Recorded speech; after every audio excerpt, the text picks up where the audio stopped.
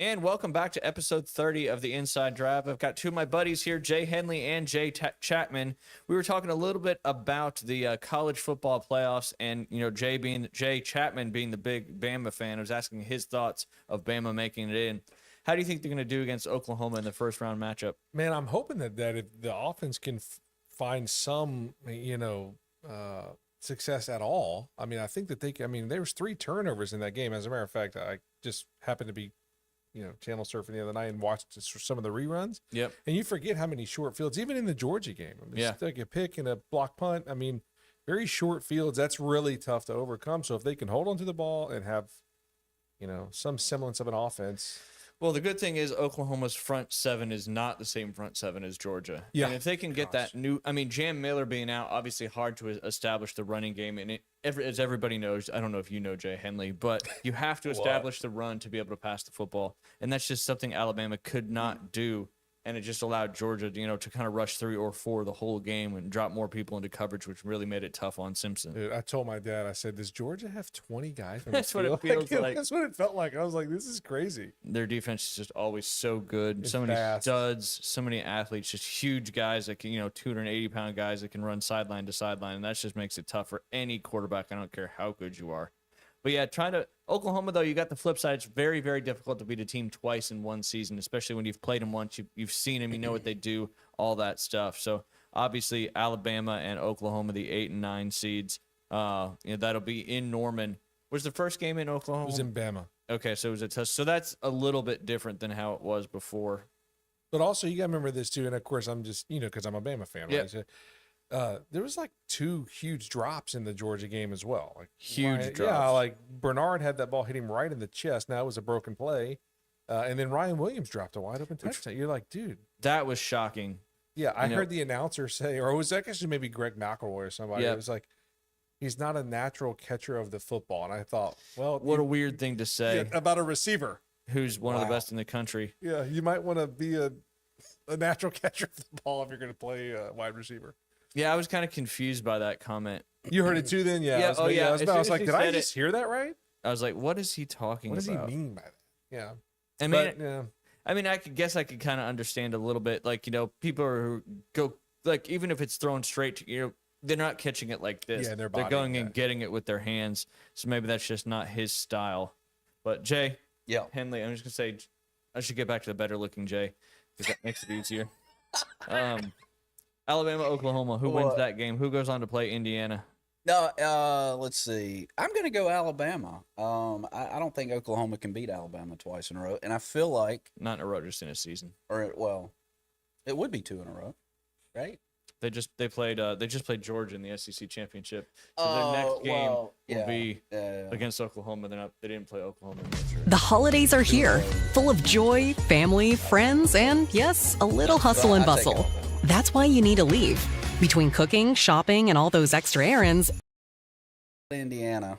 I Did know you they're a not basketball watch the team. Ohio State Indiana game? No, negative. That was No. impressive. That was one of the best games of the year. Very impressive. Yeah. And just Indiana, what he did, especially on that 3rd and 6, that ball he threw down the sideline, that was a big boy throw right there. And he's going to be a good NFL quarterback. He's got the mentality. He's 6'5". He can throw the ball. He's everything you'd want. I think he'll end up being the number 1 pick, and I also think he'll win the Heisman simply because of what he did in that Ohio State game. He was a bit more athletic. That's the first time I've ever really seen him too, and he was a bit more athletic than I thought he would be.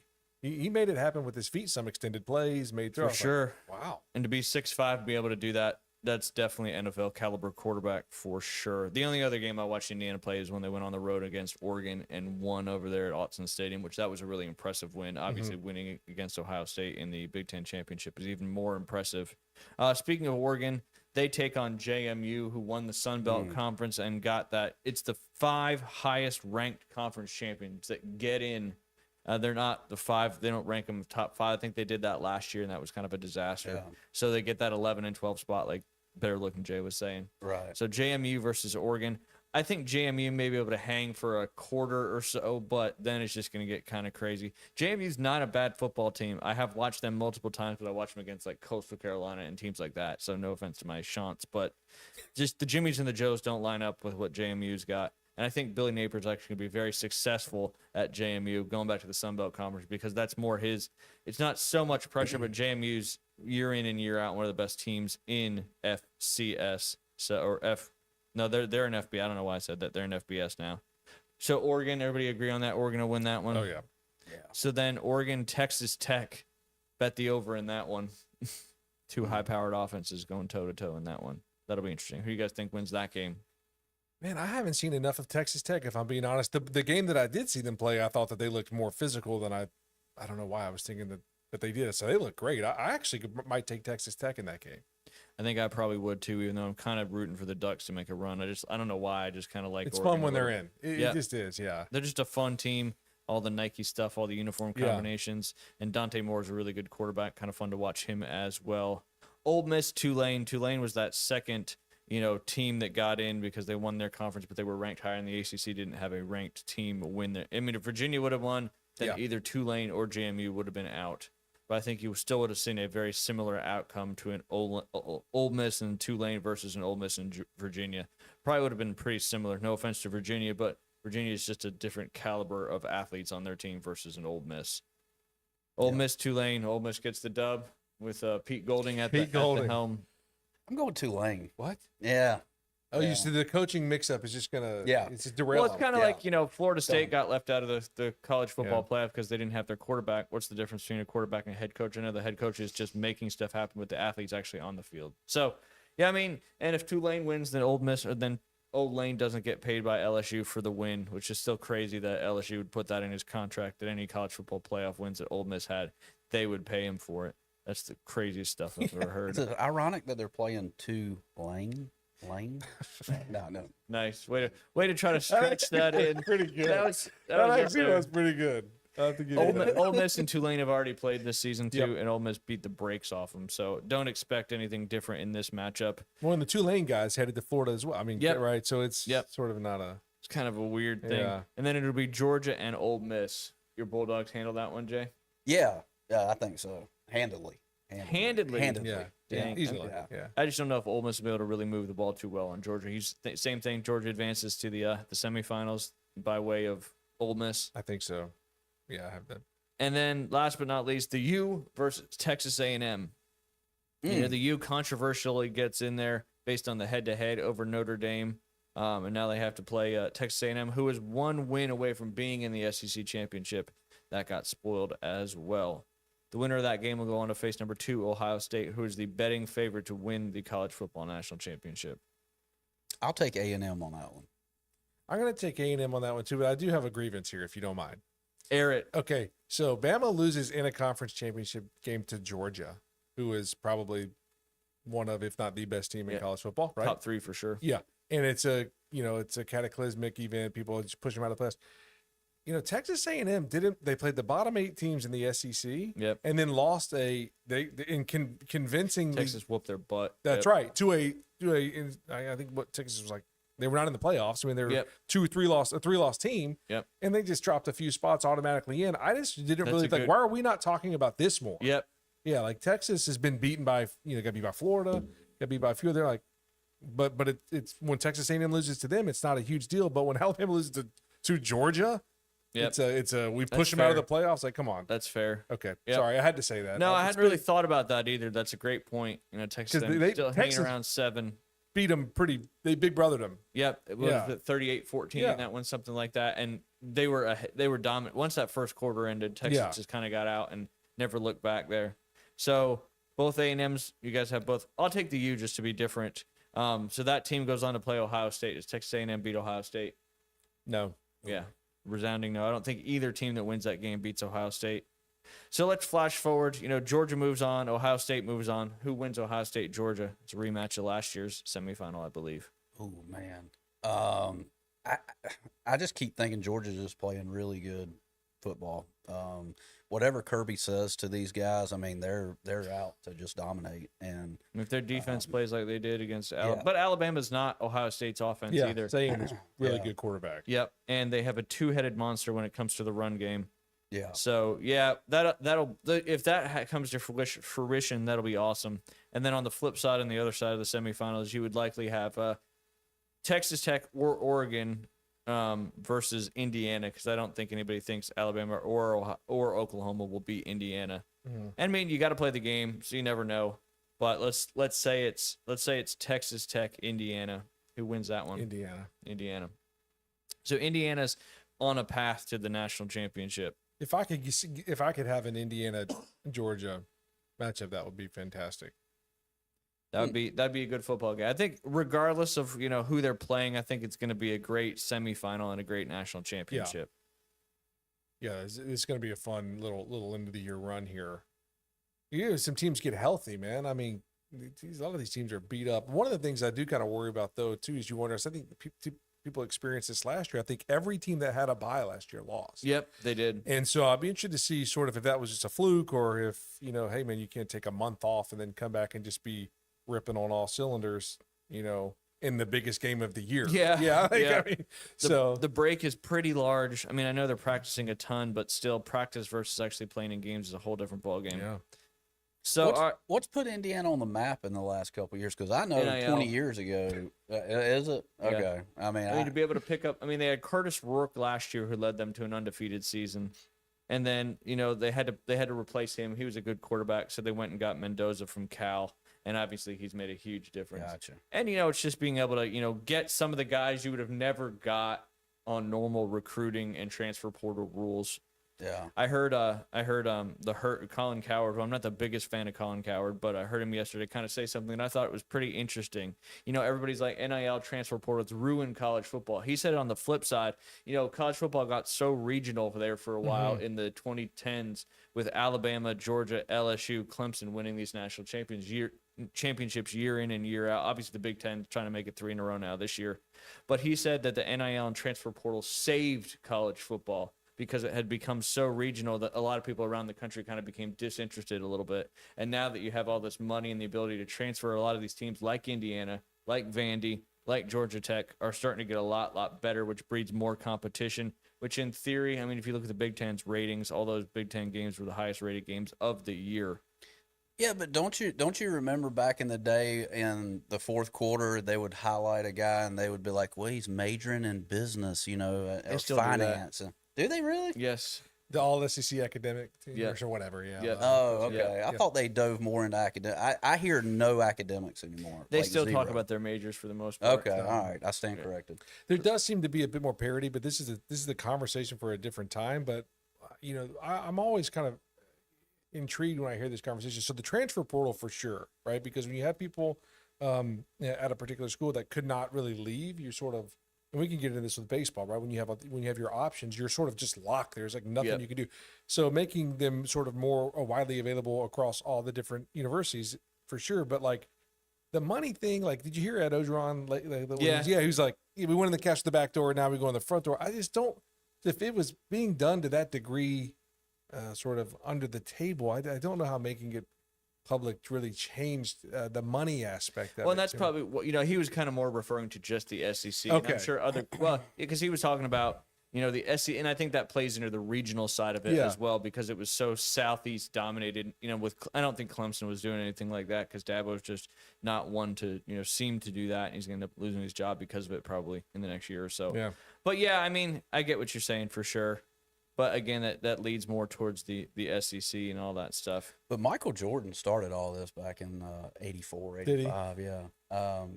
He accepted that contract, got a Mercedes Benz. Yep. wow. I remember that, Doc. Yeah, that was a great one. And well, his mom actually is the one that started it, because she basically was like, yeah, you can have Michael, but he's gonna get endorsements off of his shoes. And hell, that was 1985. Jeez. And he's still making a boat ton of money on him now. Hey, Yeah. real quick here, last thing on this point here that I'm interested to see. I know that you saw this this incident with Georgia, right? You coming back for damages, so to speak. Yep. On a player player's that suing him. that's right. Well, they're suing the player. Yep. The university's Yes. suing the player. Yeah, for monies that which they we never claim. would have thought we would have seen Yeah. something like that. But I actually have thought about like even in like professional sports or contractual terms, right? You can't just like Micah Parsons, for instance, right? This whole deal that went down Yeah. with him and Jerry Jones. You can't just leave the team, right? He's under contract, right? I Yeah. mean, like in college, it's like this sort of Wild West. Like I just leave. it's the transfer portal or whatever. But like, hey man, we paid you Yep. to be here. You can't just leave it without either paying us back or.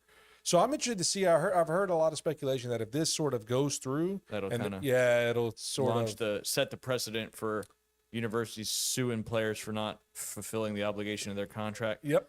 Well, in the NFL, the contract gets basically sold to the new team that they're on, so they have to pick up that contract where they left off. But yeah, it'll be if they end up finding the player in the wrong and finding him guilty, and the school gets the win. Yeah, you'll probably see that a bunch with like high-powered players or just really any player leaving, their NIL deal, and that's where I think they gotta start finding some ways to make some stuff happen with some rules and regulations on what's, because it is, though, everybody refers to it as the wild, wild west, because there's not really rules you can just do. I mean, the only real rule is when you can enter the transfer portal. Right. And they did get rid of one of those windows that made absolutely no sense because it was in the springtime when spring practice had already started. Speaking of things that have gone wrong, Michigan just continues to be in this controversial downward spiral. Man, I saw this. Head coach Sharon Moore was fired yesterday with cause because he was, having a relationship with one of the staff members, which is directly against University of Michigan policy. But then it got even worse, where police later detained Sharon Moore after being called to the address of the said female staffer, and the former Wolverines coach was being held in jail last night. It was basically on an assault charge. Authorities and said his detainment was part of an assault investigation. So obviously maybe she said something and then he got pissed off about it because he lost his job. But stuff like that's always going to come out.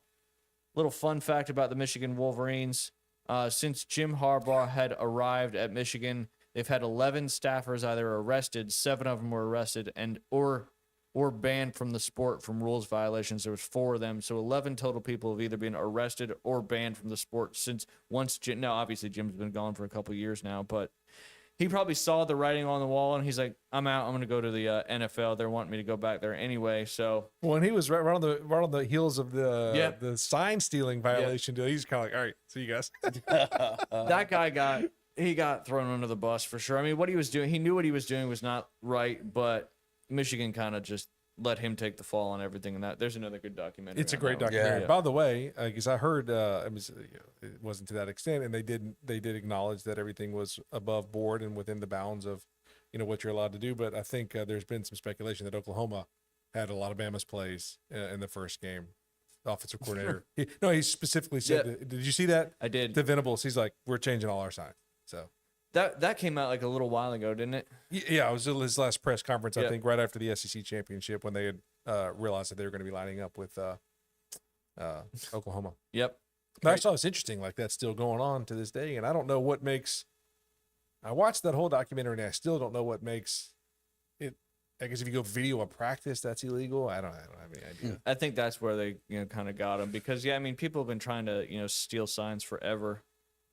It's like counting cards. If you can count cards, hey, that's a gift, man. Freaking do it. Like, Well, the casinos don't like it, so Good luck getting into the win. yeah. It's like, Jay's over there counting cards. How'd you like- start? no, Playing games of, I'm not that. gin rummy. Yeah. his Vegas vacation. His cousin Eddie. Yeah. Playing War. Those are all man. so good. What a great movie. It is a How many great times have you watched Christmas Vacation so far? Only 3 or 4 times actually. How about you? Well, it didn't really start hitting the TV channels until after Thanksgiving, unlike most people's Christmas Yeah. decorations, including ours. And then once Thanksgiving happened, it was like on all day the next day. It's kind of hard not to find it somewhere. Yeah. And then once you get on it, depending on where it is, usually you stick through it the rest of the way. It's definitely one of those movies that happens at. Jay, 44 years old. Yeah. That's you, right? 45. 45. Oh, wow. So you're older than Mr. Phillip Rivers. Yeah. Holy Who is cow. likely to be the starting quarterback for the Indianapolis Colts this weekend against the Seattle Seahawks. Not good timing there for the opponent they're playing, who has an absolutely spectacular defense. What do you guys think of Phillip coming back? He's got 10 kids. He's a grandfather. One of his kids is the same age as Riley Leonard, who is the backup to Daniel Jones when he popped his ACL, and now Riley Leonard got hurt. Anthony Richardson's still dealing with the eye injury, so he'll be out. He's not even available. What do you guys think about Phillip Rivers coming out of retirement to basically lead the Colts, trying to, finish this playoff push and maybe get into the playoffs and maybe win a game or two? A financial move, obviously, with 10 kids. Are you kidding me? Holy smokes! Yeah, you got to make the money. I wonder what they're going to pay him. That's a good question. Yeah, every play that I would run in the lead up to this game practice, I would have like a stopwatch and say, the ball has to be out of my hand in 2 seconds or whatever. It'd be like, no sitting around the pocket trying to navigate. Yeah, trying to step up. That's not going to happen, or he's going to get killed, literally. Yeah, he, and it's especially tough when you're not coming back sort of in probably peak shape. Yep. Yeah. Yeah. I mean, he's been coaching high school football, I believe, for a long time now. Hey, kudos to him for saying yes, though. Yeah. I mean, I'd probably be like, you know what? He's had some he's had some really good press conferences the last 24 hours or so. But also, he is a crazy trash talker out there on the field. That was what he was known for. Obviously, one of the best quarterbacks in the league to never win a Super Bowl. But he would just talk so much trash. I hope he doesn't continue doing that, or he may really end up getting hurt. Killed. Yeah. What happens if he gets hurt? Are they going to sign another Wildcat. random quarter? Yep. Just start letting Jonathan Taylor play quarterback. Well, a lot of times you have like a punter or a kicker that can at least, get you some passing and all that. That's like when the Niners played in the NFC Championship against the Eagles and Brock Purdy got his UCL torn. And then they didn't have another option. And then now it's the Brock Purdy rule where you're allowed to carry 3 quarterbacks on your active roster, but it doesn't penalize you with those 53 players. So that rule has basically came out of that. But I wonder if they've got to have somebody just in case, because the chances of him getting hurt, unfortunately, are probably pretty high. That offensive line is going to feel the pressure this weekend. Well, we talked about this a little earlier, but Cam Newton has publicly made himself available on his podcast. So maybe they heard that and thought, well, if Rivers, gets hurt, we might. Who would you go with, Cam or Phillip Rivers? Oh, that's a tough one. Phillip Rivers. Yeah. You think so? Mm-hmm. Yeah. I think I'd probably go with Cam just because of the safety side of things. He probably can still move a little bit, but he's also just such a bigger guy than Phillip Rivers is. He may be able to take a hit or two, but again, he's in the gym. I mean, that's what he said. I mean, he still works out. He thinks it's his personality that's leaving him out. Yes. There's probably some truth to that. I think Chapman needs to come out of retirement and go back into the major leagues. Dude, come on! I could have thrown a few pitches for the Braves the last couple of seasons. My gosh, that's not one game. They blew like eight run lead in the 9th or something. I'm like, I've been out there. I know it's no fun, but perfect the knuckleball so you can save the arm. Can you do that? I don't know. I'm so washed right now. I don't even know that I could. I really don't. I mean, come on. I really don't. I went and spoke with the Chipola baseball team this past week, and I was looking at all the guys, and I was there 20 years ago, right? So I'm like looking at the guys. I'm like, huh. Like that's not what we looked like 20 years glad ago. I played when I did. Kind of idea. So no, I don't think so. But I don't even know that I could get it to home plate. I'm being honest. Really? My arm is just it's washed, dude. Got a big titanium screw in there, man. I told the doc after the surgery, I said, I just want to be able to shake people's hands. I don't know where throwing baseballs. That probably definitely changes what he would do to your arm. I'm sure the after playing baseball surgery is completely different than the I think you want to do some bone graft stuff prior. I was like, no, just put a deck screw in there and make sure I'm good. Just make sure it hangs in there when I'm walking. That's right. That's funny. Yeah. That's funny. Let's see. What about the Chipola baseball team? What were some words of wisdom that was given out to? Yeah, what I was really trying to tell the Chipola, I mean, if you're really asking, I was really telling them like, hey man, I know that a lot of you guys probably think that, you should be at a Division I school or drafted, and I understand that. I've been there, but don't discount this league. I mean, this league will eat you alive if you don't. There's a lot of good players in that league. Yeah. And same thing to the Gulf Coast team. I talked to Candler. I'm still great friends with Coach Candler and Tyler Younger over there, and it's really good baseball, man. Yep. And so anyways, I was just kind of telling them as I came in with that attitude when I was a young guy, and I got, I thought I might just throw my cleats on the mound and be good, and I got it handed to me a few times. Yeah. Learned real quick. Yep. There's something, and this is so I've been following Bozeman basketball the last few weeks, and my son plays on Bozeman cool. JV team, and we've been up near I-10 to Bethlehem High School.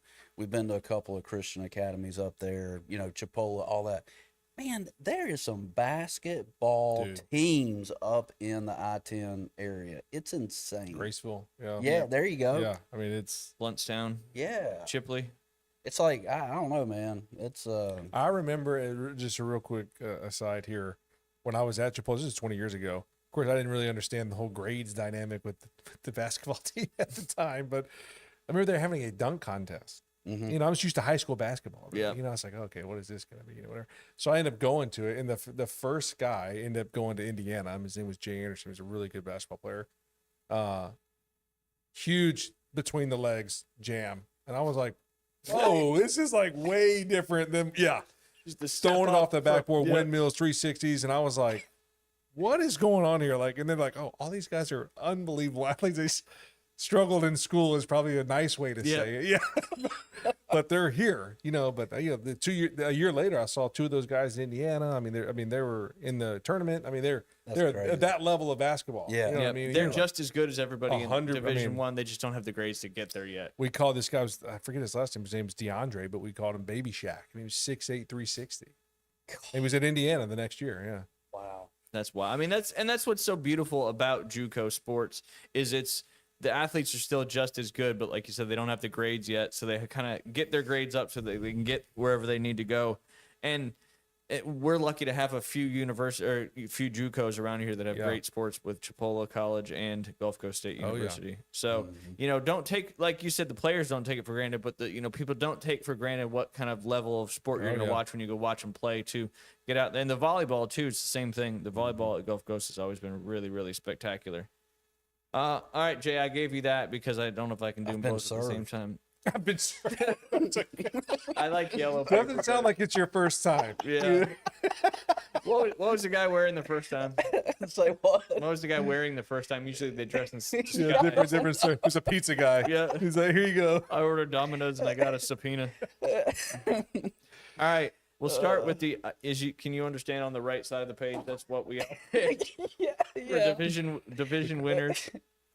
Go ahead, All Chappie. right. Can you read it? Can you understand what it says on the right side there? It says like AFC East, NFC East, all the different divisions and who picked what. Yeah. All right. We'll start with the AFC East. You must have good IQ, man, because your handwriting. You know, people with handwriting like That's that. what I tell Great my IQ. family all the time. Same. My penmanship handwriting- is terrible. Is that what that means? Yeah. Great IQ. Good. Yep. Yeah. Yeah, Yeah. fantastic. It's almost not legible. All right. I'll say Okay. the division. You say who we picked. AFC East. Did everybody pick the Bills? Probably. BLJ or who is that? Well, okay, you worst looking Jay. WLJ. Picked the Dolphins. Gotcha. So Bills, Dolphins. Well, the Dolphins haven't technically been eliminated yet. They still have a chance, but the Patriots are 11-2 and likely to win that particular division. The Bills are 8-4 or 9-4, excuse me, and they have to have a lot of things happen to win the division. I've been surprised a little bit by their season. We've kind of had the AFC has kind of been turned completely around with like the Chiefs And the and the Bills, Ravens, and the Bills they're probably going to get a wild card spot, but the Chiefs may not make the playoffs. They have an opportunity, but a lot of stuff has to happen for it. All right, we'll go AFC North, which has been kind of a crazy division this year. AFC North. You picked the Ravens, and I picked both Jays picked the Bengals. Well, the Bengals are at 4-9. The Ravens are at 6-7, and the Steelers lead the division currently at 6-7. Now, again, we still have 4 weeks of football to go, so a lot of these are going to shake out. All right. Burrow's toe injury. Yeah, that was Stunk. tough for the Yeah. Bengals. And that Okay. was a tough loss for the Bills last week against the Bengals. Or I think the Bills scored late in that game to win after Burrow threw that awful interception. Yeah. All right, AFC South. This division is more competitive than it's been in a long time. I went with the Titans. Oh, wow. Worst looking Jay went with the Jags, and you went with the Texans. Well, the Tennessee Titans, I think that was just you were being nice to the Titans. Yeah. They're obviously not doing too It's a well. throwaway, yeah. They're 2-11. The Jags are currently leading the division at 9-4. The Houston Texans are right on their heels at 8-5. So we may actually get one right in that division. Yeah. That'd be nice. All right, AFC West. This is another crazy one where a team just came out of nowhere. I mean, they were decent last year, but not like they are this year. I actually went with the Chiefs, so Mr. Henley went with the Raiders, and you went with the Broncos. The Raiders, huh? That's just as bad as the Titans. I think. Yeah, but I think his pick was just trying to kind of be silly. Yours was probably realistic. It was a gamble. It was definitely a gamble. The Raiders are 2-11. The Chiefs are 5-7 and they're going to end their streak of 10 straight division championships. And the Broncos likely they don't have it locked up because the Chargers are 2 games back. But the Denver Broncos are at 11-2 behind the strong defense and Mr. Nick has done Bo had a Nix, great yeah. season, yeah. Yeah. All right, moving over to the NFC side of things. All right, NFC East. We'll start with that one. Just defending Super Bowl champions. Yep, both the Jays took the Eagles, and you took the Commanders. Whew. Of course, it was tough with Daniels' army. Well, I mean, and they were so good last year, and then they just went straight back to where they were prior to that good season last year. The Eagles are currently hanging on to the division at 8-5, with the Cowboys kind of chomping at their heels at 5-6-1. So that's still going to get figured out because they have to play each other one more time. So we'll see how that shakes out. NFC North, that's been a battle back and forth between the Packers and the Bears, even though the Lions aren't too far back in that one. All right. So I went Packers, and both of you bozos went Lions. Well, the Lions are 8-5 and a couple games back of the 8-3 Green Bay Packers, or 8-3-1 Green Bay Packers, excuse me, because they had that tie against Dallas earlier this year. All right, let's go to the AFC or NFC South, which is kind of a crazy race right now because you would have thought that the Buccaneers, the start of their season was so good, you thought they would have ran away with that division because the Falcons suck and the Saints are terrible. Yeah, I picked the Panthers. Probably not a great Woo! pick. Yeah. Nice pick. I mean, they're 7-6. They're tied with the Bucks. They could literally win the division this year. That's what I'm saying. That's crazy. I've been keeping up with them a little bit because of Bryce, obviously, but it's crazy. Mr. Henley went with the Falcons, and you went with the Bucks. So that one could still shake out a little bit because they got to play each other, I think, once in the last game of the season. That could determine the division champion in the playoff spot. And then last but not least, the NFC West, which has got two teams at 10-3 right now and one team at 9-4, surprisingly at 9-4. And then the Cardinals are the Cardinals. They're 3-10. So, that you could guess my surprise when I looked down and saw that Mr. Henley did pick the Cardinals. The Cardinals and the Raiders. And then I went with the Rams. And who do you think you went with? Oh, The Niners. Yep, yeah. there you go. yeah. The Rams could easily win the Super Bowl this year. That team is absolutely stacked. Fantastic. But I think we just have to play the Seahawks one more time. So if the Rams drop one, and then the Seahawks-Niners game could go down to the final game of the season, where that's for the division championship and potentially the number one overall seed, which is kind of crazy because once Nick Bosa got injured, I was not feeling good about it. And then once Fred Warner got injured, I was definitely not feeling good about it. But somehow they've kind of hung in there with a bunch of rookies on that side of things. Well, how about this? And Mac Jones filling in for a little while, but how about this? What was your thoughts when Brock Purdy came back in the first game? He threw like 4 picks. That was a rough game. I was fine with it because he's done that before. He did that in Christmas against the Raiders a few years ago, and then bounced back in the playoff game with like a monster game. Okay. And then a lot like all other big time quarterbacks have done that before too as well. Like you saw Hurts throw 4 the other night. Oh, golly, man. Brady's done it. Montana's done it. Young's done it. There's all quarterbacks have had those kind of games because you're not going to play perfect every game, but how you bounce back is the important part. And he had to bounce back on the road in a cold game against the Browns, which the Browns' defense is good. That's about all that's good for the Browns, even though they won a game or they lost a game to the Titans last week. That was their second win of the season. I knew they'd get a win or two. You have to. Somebody's gonna mess up at least once or twice. Real quick, I want to read our Panhandle Credit Union sponsorship, and then we're going to go into our kind of crazy stories, and then we'll finish with some high school sports, and the middle school girls basketball playoff tournament gets underway this afternoon. Talk about that as well. Panhandle Credit Union, the quality relationships they have with our community is what Panhandle Credit Union is all about. Whether it is sponsoring an event, donating to a cause, providing loan options, or setting people up with great banking products, Panhandle Credit Union is here to serve those who live, work, worship, or attend school in Bay and other surrounding counties. Together, Panhandle Credit Union builds community. Visit panhandlecu.org or swing by any location to join. Again, that's Panhandle Credit Union. Great credit union. Lots of great banking products for you. Just swing by any location or just go to panhandlecu.org to check out their products. Jay? Yes, sir. I don't even know why I'm going to ask this question, but I'm going to. What? Do you have any? I'm looking. You put me on the spot here. And, I mean, it's every Thursday. I know you haven't been here in a while, but I know. I'll start with this one because this one's, you know how all the kids, and there's no rhyme or reason behind it. The whole 6'7" nonsense. Yes. Yeah. My gosh. I make kids on my flag football team. If they say 6'7", they immediately got to do 10 push-ups, and if they say it with another person, they've each got to do 10.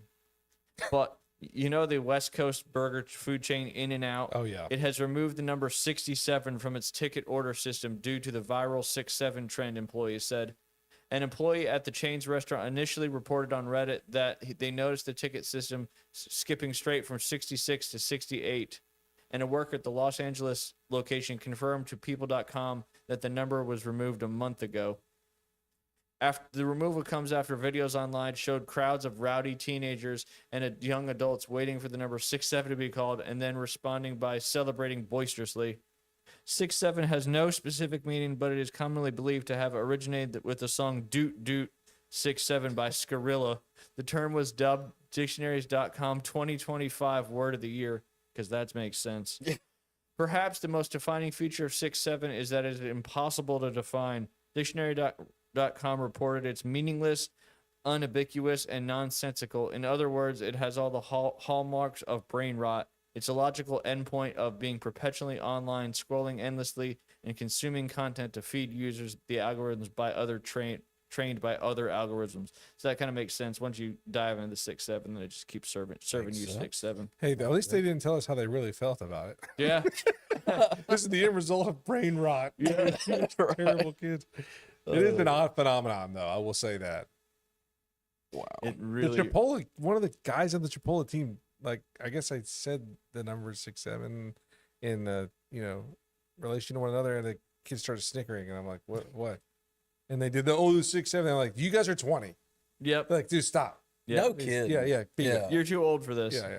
I think what happened to me was back in September, and this was maybe even before it kind of got really big, and I'm like, what the world? I had like 15 kids around me, and they're like, Coach Jay, what clubs do we get? And I said, either a 6 or 7 iron, and Lord have mercy, I didn't know what I'd said. Yeah, you're like, what? Like, I had no idea. Anyways, yeah. I think that's how it comes up with most adults is, why is that funny? Yeah, I know. I'm just sitting there, and I'm just like, what's going on here? Yeah. You want me to do another one? I got one. All right, go ahead. Back to the Future, gone wrong. A New Jersey man. How about that? New Now you gotta Jersey. Look at me when you say that. What? New Jersey? Yeah. Yeah. New Jersey. I don't say a Georgia man. Roll. All. New Jersey man in a DeLorean gets second DUI in a week. Cops find 87 bags of cocaine. He was trying to use that to go back to the future.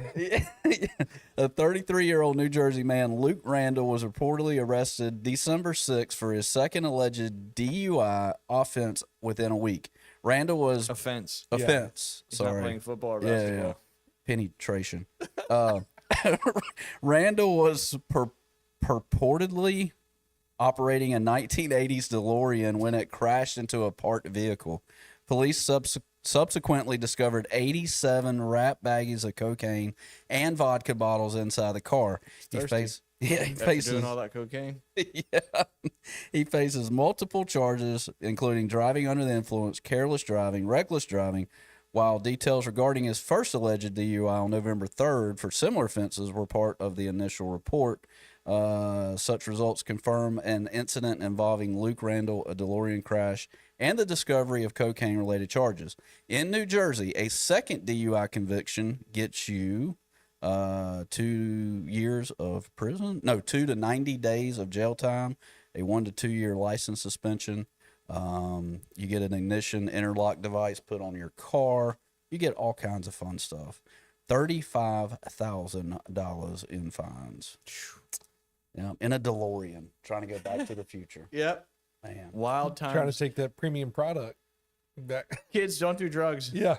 Marty McFly. Marty McFly. Your boy. Heading back to the 80s to sell drugs. Yeah. Be the new kingpin. Where would y'all go? Where would you go? That's a great question. The future? Back to the future. Would you go? Would you go 20? Would you go 2300 or would you go 1700?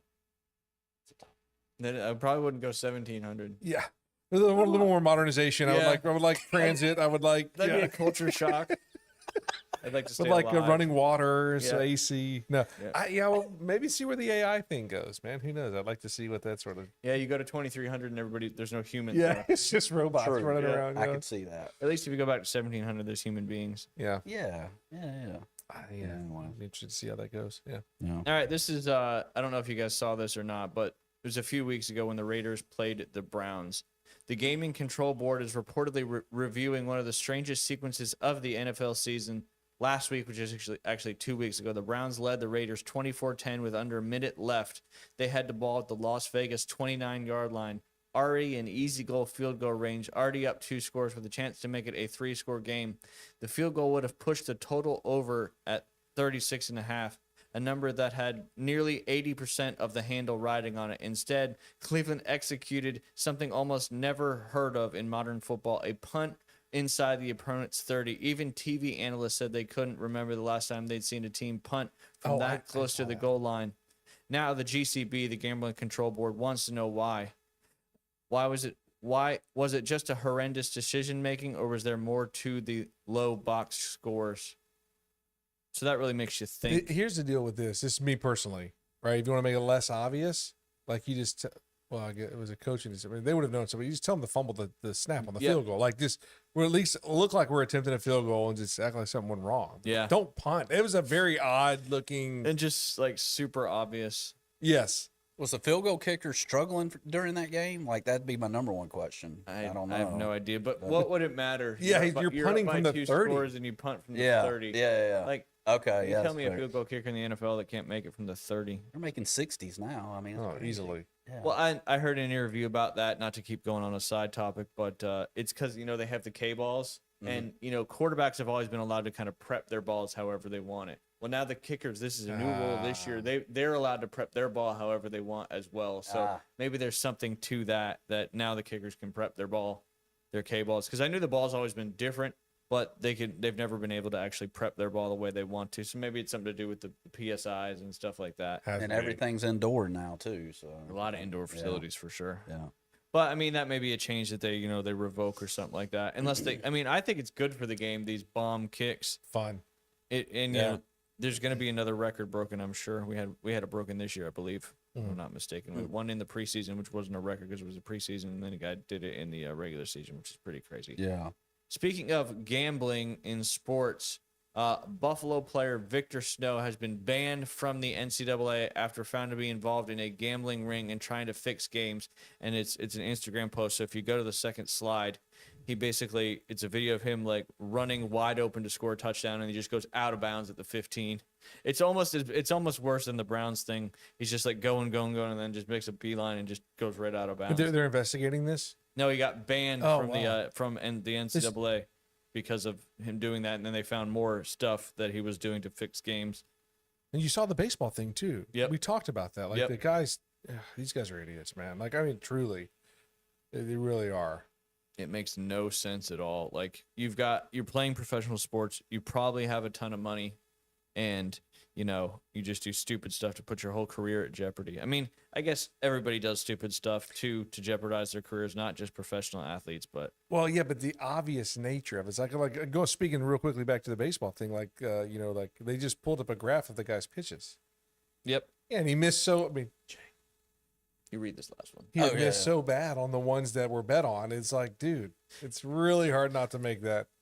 It's so obvious. It's Yes. so obvious. That's what makes it tough. I just can't read that. My eyes are terrible now. You're good. I was going to read about the strongest woman shocker where We'll do both. Jamie Booker title revoked after organizers realized she was born a man. Yikes. Dang it. That is not good. That is not good. It's not Too good little, for too everybody late. else that was Yeah, yeah. competing in it. That's where it really hurts people, is the ones that have worked their whole lives. Yeah. Not saying that he or she did not do that, but the ones that are actually, women that have worked their butts off their entire lives to win something like that. And then, you can't win because somebody's biologically She's got an a animal. male. Yep. Yeah. Yeah. Well, it's science. There's just so many things that males have that women don't, that allow them to get more muscle, all that stuff. Right. Read the thing before Yeah, I get okay. too far All on right. this. 49ers quarterback Mac Jones saw a dead body by the team hotel in Los Angeles before he won the game against the Rams. What I've had this one on the back burner for a long time. Holy smokes. And today seems like a good day to do it. Mac Jones led the San Francisco 49ers to a shocking 26-23 upset over the Los Angeles Rams on Thursday, but not before his day began in a very bizarre fashion. That would, yeah, that's all I got. Yep. Speaking of bizarre, Wow. what about the Mark Sanchez thing? Holy cow. Yeah, it tries to just.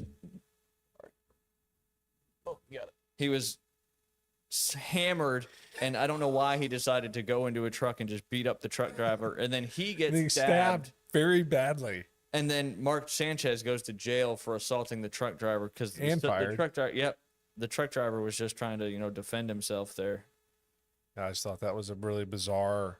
That whole thing was odd. and I'm sure he made decent money being a Fox guy. Yeah. Is doing- there a better job? I mean, honestly, is there a better job? For here? a former football player, I wouldn't think so. Yeah, right. You sit up there and it's like, dude.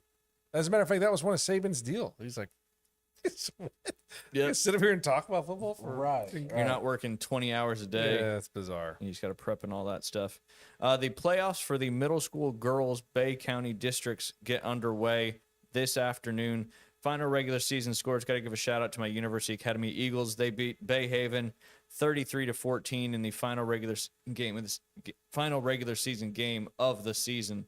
Both teams were undefeated going to that game. UA got the win, so they're the number 1 seed going to the playoffs. Bay Haven 2, Mowat 3, Breakfast Point 4, Merritt Brown 5, Jenks 6, Surfside 7, North Bay Haven 8. Rutherford and Bozeman unfortunately did not make the playoffs, being the 9 and 10 seed. So this afternoon we've got the matchups that start. We got University Academy versus North Bay Haven, Breakfast Point Academy versus Merritt Brown, Mowat versus Jenks, Bay Haven versus Surfside. The next game, I guess that would be first round. That'd be quarterfinals. So the quarterfinal games will be tomorrow, with the champion, or the semifinals will be tomorrow, and then the championship will be next Tuesday. So we're actually out of school. Tomorrow is our last day of school. Okay. Wow. And then, so we'll be out of school playing games. So that'll be interesting. And of course, on the boys soccer side, they still have to finish their season.